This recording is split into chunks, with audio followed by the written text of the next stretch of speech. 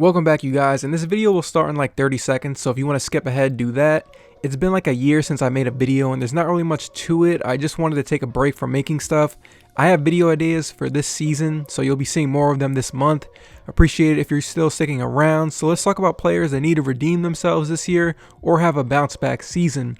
My channel definitely needs to be redeemed, so here's player number 1 that is under some pressure to return to form. The first player I have on here is Josh Richardson of the Dallas Mavericks. If you remember last year, Sixers fans were pretty excited about him in the lineup. He could be a secondary shooter next to Embiid and Simmons. He can play make a bit and play defense. In theory, this should have been a pretty good fit, but it was always just mediocre. His stats weren't even that bad, but you could always tell just watching the games that something was off with Josh Richardson.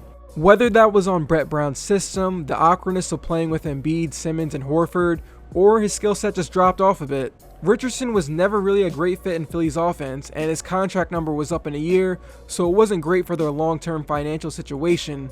I actually think this is an amazing pickup for Dallas. He's another one of those ball-handling guards that can occasionally shoot a pull-up three in Carlisle's system. He can play with Tim Hardaway and defend point guards.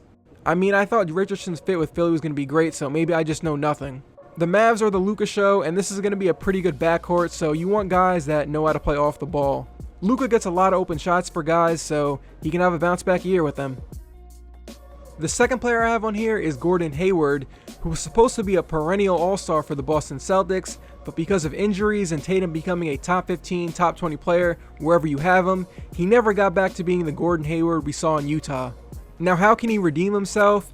If Hayward is a healthy starter for, 75% of the season, that's a win for him. Let's not forget that when Boston was down 2-0 to the Miami Heat, a lot of people were hoping he could come back and help out against the zone defense that was bothering Boston.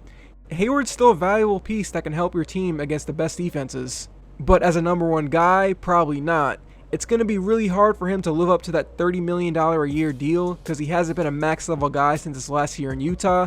I don't see why he can't be a 20 point per game guy again and at least get Charlotte a play-in game over the next year or his second year maybe. Victor Oladipo is next on here, and he needs to have a bounce back season. It's been a while since that 2018 season where he went a month averaging 28 points, 5 rebounds, 4 assists, and he went on to win Most Improved Player. He hasn't been that guy in 2 years. If you've been reading reports or listening to reports around the NBA, you know his stock as a player long term has dropped. Oladipo is 28 years old, uses a lot of his offense on explosiveness, and has had lower body injuries, which has slowed down his ability to get to the rim. When he was in trade rumors, or when the trade rumors were happening with the Pacers and Oladipo before they stopped, a lot of teams did not think he was worth trading assets for because they'll think he'll be a negative asset in his next contract. The Miami Heat and other teams didn't think he'd be worth it. It's pretty obvious why this is a big year for Oladipo because he's in a contract year and he's going to have to play really hard to get his reputation back and get back to that 2018 form. To me, he doesn't have to get back to that level, all NBA level, just be healthy and make his threes. That's it. I mean, making threes can extend your career for so many years. Oladipo is one guy on here I am most interested in seeing if he bounces back. I heard people straight up say they don't think Oladipo is that good anymore and he'll never get back to being an all-star. And that might be true, you never know. It's going to be an interesting season for him. It should be self-explanatory why Paul George is in this video. We all remember how disappointing he was in the bubble playoffs. Specifically games 2, 3, and 4 against Dallas and game 7 against Denver. Now, when I was making this video, I was talking about how this is a big year for Paul George because he's in a contract year, but he just signed a $190 million extension, and this is kind of a breaking point season for him, even with this long-term security. Paul George asked for a trade twice and was sent to spots that he ended up liking or liked. The Indiana Pacers went with his trade request when he no longer wanted to be with them. It wasn't the Lakers, but he ended up liking it in OKC, re-signed because he wanted to run it back with Westbrook, then a year later wants out because there's a better situation in LA to play with Kawhi. He has to come through this year. Now, he did say in a podcast with Steven Jackson and Matt Barnes that he didn't like the way Doc Rivers used him on offense. He was injured and missed the beginning of the season. He didn't have his timing and chemistry with the team.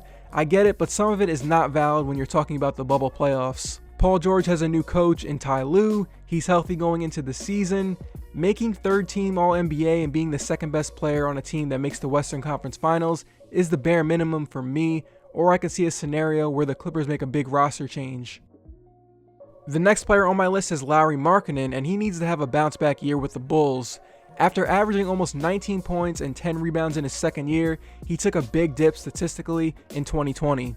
If you remember last year, even though Markkanen looked really passive and lost on offense, there was clearly something wrong. Jim Boylen basically said the offensive system works, and they've drilled it since last year, and it fits Markkanen's style of play. Markkanen did have an injury, but we knew something was wrong with how he was being used. He's 7 feet tall with a lot of offensive skill, and it was being wasted. It was probably a combination of both Boylen being too old school by sticking with a system, and Markkanen being injured and passive in general. I have seen some Bulls fans down on Markkanen. They don't think he's a long-term piece. It's been 9 months since the Bulls played a game, so he should be healthy. They have Billy Donovan, who has a track record of developing players, so while I don't think the Bulls are a lock-in to the playoffs, it's hard for me seeing Markkanen having as disappointing of a year as he did last year. Reading and listening to Russell Westbrook takes have come down to these things I've noticed. Russ was playing some of the best basketball of his career before the season shut down, and the injuries and him getting sick over-exaggerated his weaknesses in the bubble. The second thing I've heard, even though the injury hurt Russ, he still can't make a shot outside of 5 feet in the playoffs, and the Rockets had to trade Clint Capella so they could accommodate that flaw. There's definitely some truth in both statements. I think Westbrook is going to be a serious beneficiary of playing in the Eastern Conference with the Washington Wizards. There are just a handful of bad teams that the Wizards are just going to dominate because they don't have the backcourt defenders to keep up with Russ and Beal. Not to mention you add in Thomas Bryant and Davis Bertans, the floor should be open for Westbrook. This might be a decent team. So a worse conference to play in, a star to play off of, and I'd say a somewhat respectable supporting cast when you fit them in next to Westbrook and Beal. I'd say Westbrook has the potential to have that January and February stretch he had in Houston. I'm not predicting a playoff series win over the Bucks or anything, but I don't see why this can't be Westbrook's best regular season since 2017. We say this every year, but I feel more comfortable talking about it because he's playing in the East. The last player on here that needs to have a bounce back year is Draymond Green. I don't know where you'd rank it, but it definitely was not a good individual Draymond season last year. His all-NBA defense wasn't there for most of the games he played in, and to be honest, he checked out on some of them because the Warriors team defense outside of him was unfixable, so I don't blame him for not going 100% all the time, especially after Steph went down with an injury. He should be better this year. But I think it's fair to question if the miles have caught up to him and the things he was doing as a 6'6" power forward and center in the playoffs for multiple years is unsustainable going forward. His three-point shooting has gotten worse every year, and there's no Klay Thompson to help out with the spacing and to do back screens with. The 2021 Warriors are definitely athletic, but this team is lacking those high IQ defenders that we've seen in the past. Guys who know when to help, not to help, get over a screen and recover. Guys who stay connected as a unit on defense. Even if Draymond isn't as agile as he was in 2016, he's still really smart, but will that be maximized this year? He should be motivated and healthy as he's had a lot of time off. What's a bounce back year for him? I'd say a somewhat respectable offensive season and a borderline all-NBA defensive season. Plus, it's the first year of his $100 million contract extension, and we know what the discussion is when someone is getting paid a lot in the NBA and they have a down year. And that is it for my first video in over a year. I don't think any of them are off base. If you're still watching this at the end, I appreciate it. Thanks to everyone who reached out, still wondering if I'm making videos again. I saw most of your guys' messages. I should be on a normal schedule. I do have some video ideas going forward, so I'll see you guys then.